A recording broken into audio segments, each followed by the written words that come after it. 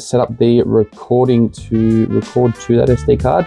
Now, when choosing an SD card, it is suggested to get either a Western Digital, WD Purple for short, or a high endurance SD card, because they are specifically designed for rewriting, as your camera is going to keep overwriting the content it has on there, or the recordings or the snapshots, or however you ever set it up. So look, they are a little bit more pricier, but definitely more recommended to get one of those.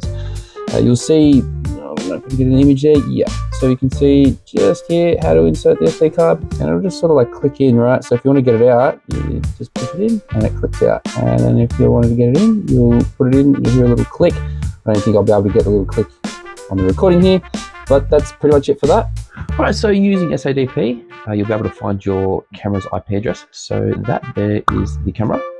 So we can copy that there and go to your favorite web browser. I've already gone to it here. So this will be the login page for the camera. So we'll just go ahead and log on in. That's the password, yep, cool. Alrighty, so there she's there. So first things first, we've got to initialize the SD card. So you go to configuration on the left-hand side here, go to storage and storage management. It already says normal, but I'll just initialize it anyway. So what you do there, if it says initialized, just tick or select the SD card and then go format. And then when we do format it there, you'll see the progress on the right-hand side here. Could take anywhere up to 5 minutes to do so, depending on how big the SD card is. And yeah, so just pretty much hang out and wait for that to be done. Cool, so once that's done there, it'll just come to this page naturally, and you'll see the free space, and you'll see that the status is normal. So that's happy days there. What you could do as well to get a little bit more recording as well is, if you're not using any snapshots, you could just put the picture here to 5, and yeah, the record to 95% of the SD card there. And obviously every change you make, just press save. Next thing, left-hand side, just go to schedule settings. So first things first, you need to enable it. And then, so depending on how you want the camera to be set up to record, this is where you would set the scheduled settings in, right? So usually, especially being an SD card, I would go motion. So you just tick on the motion there and pretty much just drag and drop like that. And you can go save. If you wanted to go continuous for certain hours of the day for whatever reason, on certain days, you can go around and play with that. And also, well, yeah, you got motion alarm here as well. So if you had like line crossing intrusion or area intrusion, those would be classed as your alarms. So you could do that as well. But as I said, like in a simple setup, I usually just do motion detection, keep it easy, and then that's done. Make sure you select this overwrite here as well. If you don't, then the SD card obviously won't overwrite itself. So when the recording has fully filled up the space, then it won't overwrite. So unless you, for whatever reason, don't want to overwrite it, then have that unticked. And yeah, another important thing here is the pre and post record. So just by default, you'll have 5 seconds on both. Some people or some places will require or request to have more pre or post recorded. So that's just done here. So you can do that there. That's where you'd select it there. And yeah, obviously the recording delay after as well. So that's pretty much done there. Recording expiration. So what you can do there, if for whatever reason, well, they actually just set it there, what it does, right? So if the recording expiration is enabled, the recordings cannot be restored.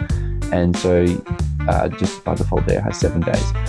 All right, if for whatever reason you want to set it up. But just for a simple setup, this is how you do it. Enable, usually go motion, make sure it overwrites, and your pre and post record.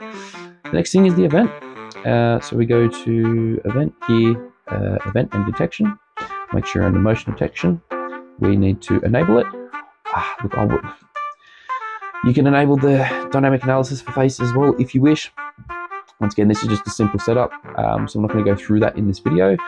So the next thing we're going to make sure we do is this part here, upload to FTP and memory card. So specifically there, the memory card there, any motion detection that the camera picks up, it'll save it to the memory card. So we're just going to tick that one there. And we're just going to make sure that our motion detection area is actually set.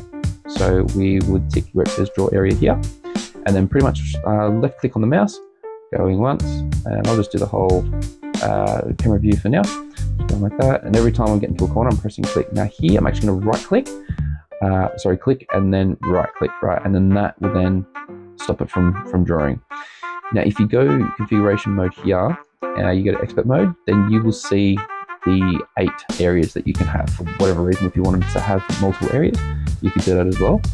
But I'm not gonna do that in this setup here. So yeah, pretty much just make sure that your area is drawn. It didn't save before because I didn't click save. So once again, left click, then right click. Now it's going to stop.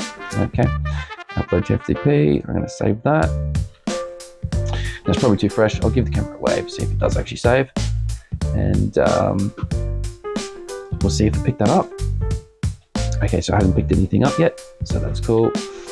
I'll just go to live view real quick, give it another wave, go back to the playback, and it still hasn't found the bit. Oh, you know what it probably is? It's probably the time of date. No, the time of date is correct. Interesting. Maybe it still hasn't picked it up for whatever reason.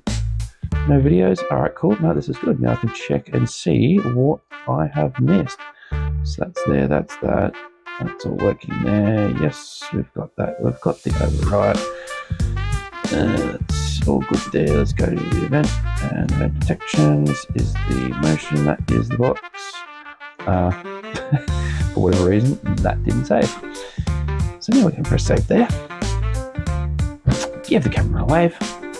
Go back to playback. Oh, and it still doesn't want to work. Of course. Just to make the video go. There we go. All right, cool. And there it is. You should see me waving. Yep, done. Happy days. That's it. I hope that helped.